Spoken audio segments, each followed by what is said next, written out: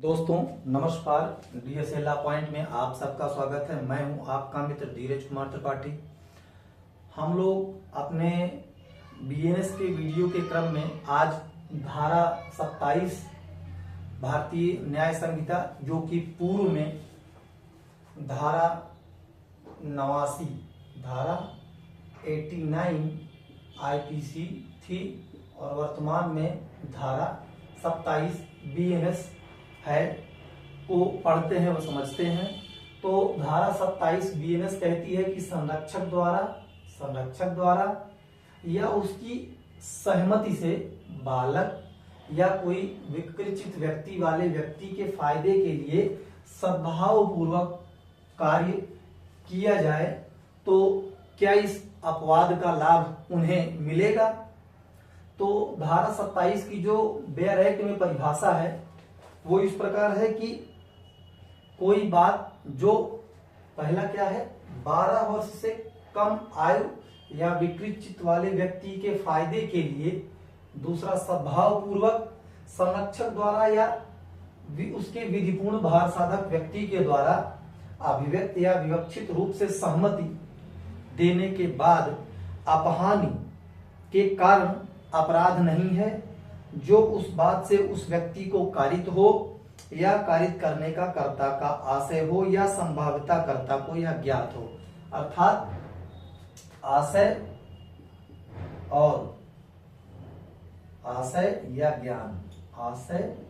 या ज्ञान उसे हो कि जो हम हम इस बालक या विकृत वाले व्यक्ति के लिए, ये जो बालक है या जो ये विकृत का व्यक्ति है, इसके फायदे के लिए जो बात कर रहे हैं, हमारा कोई आशय या हमें आशय नहीं है कि इसको कोई क्षति हो, लेकिन ज्ञान है कि हम जो इसको ये सहमति दे रहे हैं इसके लिए वो इसके हितकारी है, वो सद्भाव पूर्वक हमारा इसके प्रति सहमति दी जा रही है कोई कार्य करने के लिए, तब हमें इस अपवाद का बचाव किसी भी अपराध में मिलेगा। जैसे कि सद्भाव पूर्वक अपने बालक के फायदे के लिए अपने बालक की सहमति के बिना, अर्थात सद्भाव पूर्वक में बालक के उस फायदे के लिए उसकी सहमति के बिना या संभाव्य जानते हुए, या वह जान रहा है कि इस शल्य कर्म अर्थात ऑपरेशन से उस बालक की मृत्यु कारित होगी। भाई हो सकता है उसको ब्रेन ट्यूमर हो, तो डॉक्टर बिना किसी की सहमति के ऑपरेशन तो करेंगे नहीं। यहां तक कि आपको पता है कि हो सकता है इसमें उसकी मृत्यु हो जाए बालक की, लेकिन उसके बावजूद आपको सहमति देनी पड़ती है, तो उस बालक की मृत्यु कारित होगी, न कि इस आशय से कि उस बालक को मृत्यु कारित कर दे, अर्थात उस शल्य कर्म के जो मतलब ऑपरेशन होगा उसके जरिए हो सकता है उसकी मृत्यु हो जाए, इसलिए नहीं कि उसकी वो जो है डॉक्टर उसकी मृत्यु कर दे। शल्य चिकित्सक द्वारा पथरी निकलवाने के लिए अपने बालक की शल्य क्रिया करवाता है, अर्थात पथरी निकलवाने के लिए ऑपरेशन करवाता है, और का उद्देश्य बालक को रोग मुक्त कराना था, इसलिए वह इस अपवाद के अंतर्गत आता है। अर्थात कोई भी व्यक्ति जैसे अपने बच्चे के पथरी निकलवाने के लिए या किसी भी चीज का ऑपरेशन करने के लिए डॉक्टर को सहमति पत्र देता है, उसे यह पता होता है कि शायद इस ऑपरेशन से चूंकि पेट फाड़ा जाता है, कहीं पे हार्ट ऑपरेशन होता है, सिर का ऑपरेशन होता है, तो पता रहता है कि हो सकता है इसकी मृत्यु हो जाए, लेकिन वो डॉक्टर इसकी मृत्यु नहीं करेगा। मृत्यु न करने देने के लिए उसे जो है सहमति देता है कि सद्भाव पूर्वक उसके हितकारी है, तो जो इसने सहमति दी है, सहमति पत्र डॉक्टर भरवाते हैं कि भाई हम ये ऑपरेशन कर रहे हैं, तो इसमें अगर बाय डिफॉल्ट इसकी डेथ हो जाती है तो वो जिम्मेदारी हमारी नहीं होगी। तो इतनी अपहानि सहने तक के लिए आप जो है स्वतंत्र हैं और सद्भाव पूर्वक उसके फायदे के लिए कोई भी कार्य अगर कर रहे हैं तो आप जो है इस आपराधिक दायित्व से मुक्त होंगे। इससे कौन कौन दायित्व से मुक्त होते हैं?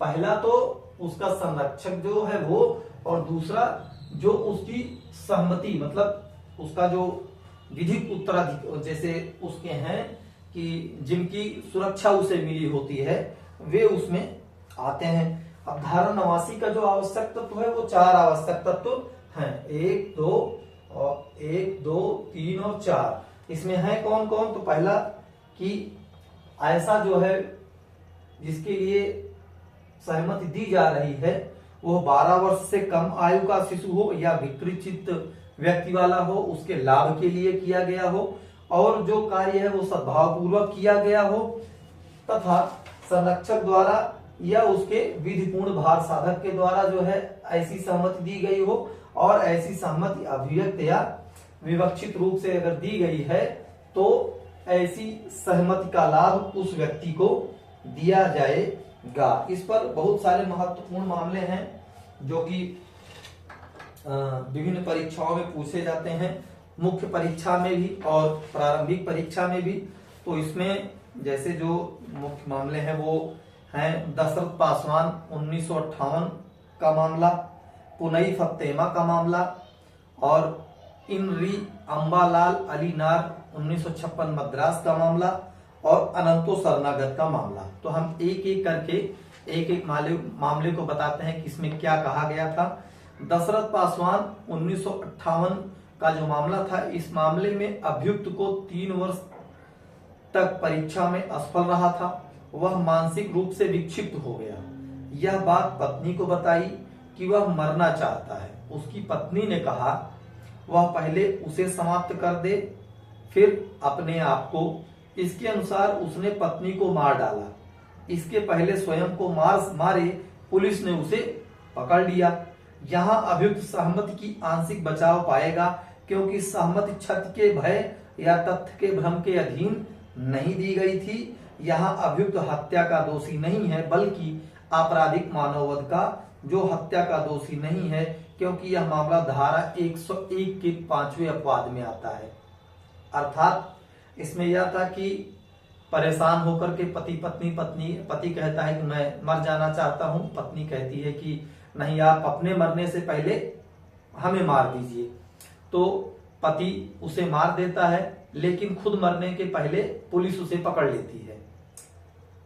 इतने में पुलिस जब पकड़ ली तो उसे हत्या का दोषी न मान करके आपराधिक मानववध का दोषी माना गया, और उसे धारा 101 जो हत्या है उसका अपवाद जो 5 है कि सहमति से किसी व्यक्ति की मृत्यु कारित करना अगर किया है तो उसे हत्या का दोषी न मान करके आपराधिक मानववध का दोषी माना जाए का लाभ दिया गया। पुनई फतेमा के मामले में क्या था कि अभियुक्त एक सपेरा था।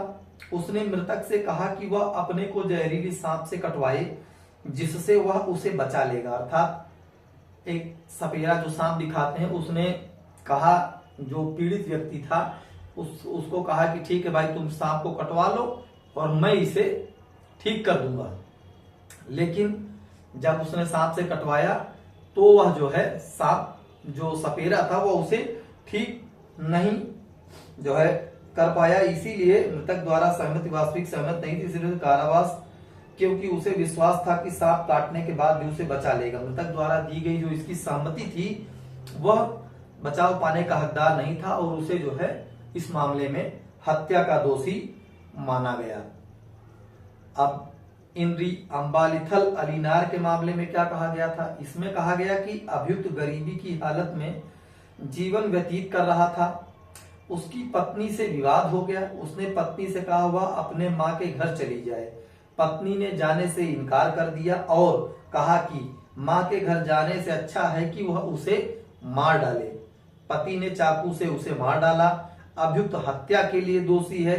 पत्नी द्वारा दी गई सहमति स्वतंत्र सहमति नहीं थी और वह धारा 101 BNS के अपवाद 5 का लाभ नहीं पाएगा। अर्थात इसमें पति पत्नी की जो है बहुत गरीब हालत थी। उसमें पति ने कहा कि या पत्नी से कि तुम अपने घर चली जाओ। पत्नी घर जाने से इनकार कर दी और कही कि इससे अच्छा तुम मुझे मार डालो। इतने में पति ने चाकू उठाया और उसे मार दिया। मारने के बाद उसे भारतीय न्याय संहिता धारा 101 के अपवाद 5 जो कि सहमति द्वारा हत्या से संबंधित है का लाभ न दे करके इसे हत्या का दोषी माना गया। अब अनंतो शरणागत बनाम इंपरर का मामला महत्वपूर्ण है, जिसमें मृतक पत्नी ने बार बार अभियुक्त पति से प्रार्थना किया कि वह उसका वध कर दे, क्योंकि पुत्र के मृत्यु से दुखी है। रात में सोते समय पति ने हत्या कर दी। पत्नी की सहमति स्वतंत्र थी। पति को धारा 101 अपवाद 5 का लाभ दिया गया और उस अपराध के लिए उसे सदोष मानववध, जो कि हत्या में नहीं आएगा, से दंडित किया गया। अर्थात इस मामले में यह है कि पत्नी जो है दुखी थी कि उसका पुत्र मर गया है और पति से बार बार कह रही थी कि उसे मार दे। पति ने उसे मार दिया। मारने के बाद उसे धारा 101 भारतीय न्याय संहिता का अपवाद 5, जो सहमति द्वारा किसी व्यक्ति मृत्यु कारित करने से संबंधित है, का लाभ दिया गया और इसे हत्या का दोषी न मानते हुए ऐसा आपराधिक मानववध, जो कि हत्या में नहीं आता है, के लिए दोषी ठहराया गया। तो दोस्तों, हम लोगों ने संरक्षक द्वारा दी गई सहमति, जो किसी बालक या विकृचित व्यक्ति के लिए दी जाती है, पर उसके आपराधिक दायित्व के बचाव को हमने समझा कि कहां तक उसे मिलेगा, कब नहीं मिलेगा। हम लोगों ने सहमति पर धारा 28, जो कि मुख्य सहमति की परिभाषा देती है, तथा धारा 25, जो कि 18 वर्ष से अधिक उम्र के व्यक्ति द्वारा दी गई सहमति, जिसमें घोर उपहत या मृत्यु कारित करने का आशय नहीं हो, उसके विषय में पढ़ा। उसके बाद धारा 26 पढ़ा, जिसमें कि डॉक्टरों को सुरक्षा दी गई है, उनके किसी व्यक्ति के फायदे के लिए सद्भाव पूर्वक जब कोई कार्य किया जाता है। और धारा 27 संरक्षक या उसके जो विधिपूर्ण भार साधक हैं उनके द्वारा दी गई ऐसे बालक या विकृचित